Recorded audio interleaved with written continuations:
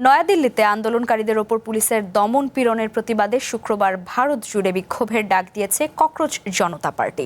আলোচনার প্রস্তাব প্রত্যাখ্যান করেছে আন্দোলনকারীরা।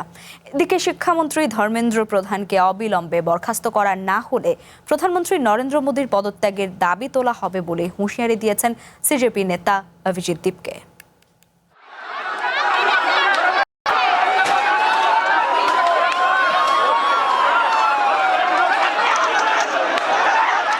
নিট পরীক্ষার প্রশ্ন ফাঁস এবং শিক্ষা খাতের দুর্নীতির প্রতিবাদে ভারতের ককরোচ জনতা পার্টির আন্দোলন ক্রমেই বেগবান হচ্ছে। গত সোমবারের সংসদ চলো অভিযানে পুলিশের দমন পীড়নের বিরুদ্ধে প্রতিবাদ জানাতে শুক্রবার দেশ জুড়ে বিক্ষোভের ডাক দিয়েছে ককরোচ জনতা পার্টি। বৃহস্পতিবার সামাজিক মাধ্যম এক্সে এক বার্তায় এই কর্মসূচি পালনে শিক্ষার্থী ও দেশের জনগণের প্রতি আহ্বান জানিয়েছে সংগঠনটি।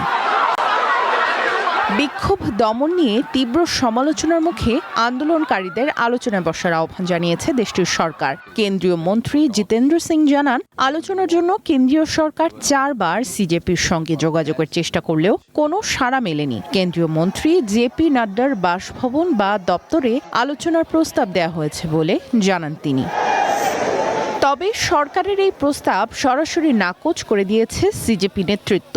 মন্ত্রী নাড্ডার বাসভবনে প্রতিনিধি দল পাঠানো উচিত কিনা আন্দোলনকারীদের কাছে এই প্রশ্ন রাখা হলে একযোগে না ধ্বনিতে ফেটে পড়েন তারা। কোনো মন্ত্রীর বাসভবনে না গিয়ে যন্তর মন্তরে বা কাছের কোনো নিরপেক্ষ স্থানে বৈঠকের শর্ত দিয়েছেন আন্দোলনকারীরা।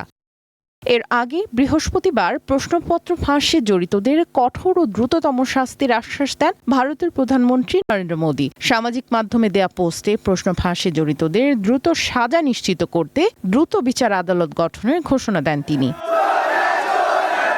তবে মোদীর ফাস্ট ট্র্যাক কোর্ট গঠনের ঘোষণা প্রত্যাখ্যান করেছেন আন্দোলনকারীরা। শিক্ষামন্ত্রী ধর্মেন্দ্র প্রধানকে অবিলম্বে বরখাস্ত করার দাবিতে অনড় রয়েছেন তারা। ককরোচ জনতা পার্টির প্রতিষ্ঠাতা অভিজিৎ দীপকে হুঁশিয়ারি দিয়ে বলেছেন, শিক্ষামন্ত্রীকে পদচ্যুত না করা পর্যন্ত রাজপথ ছাড়বেন না তারা। প্রয়োজনে প্রধানমন্ত্রীর পদত্যাগের দাবি তোলা হবে বলেও হুঁশিয়ারি দিয়েছেন দীপকে।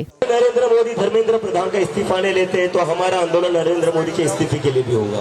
মোদিজি, আমি আবারও আপনাকে অনুরোধ করছি, অবিলম্বে ধর্মেন্দ্র প্রধানের পদত্যাগপত্র গ্রহণ করুন। প্রধানমন্ত্রী মোদি যদি ধর্মেন্দ্র প্রধানের পদত্যাগ নিশ্চিত করতে না পারেন, তবে এর পরবর্তী ধাপে আমরা আপনার পদত্যাগের দাবি নিয়েও রাজপথে নামব।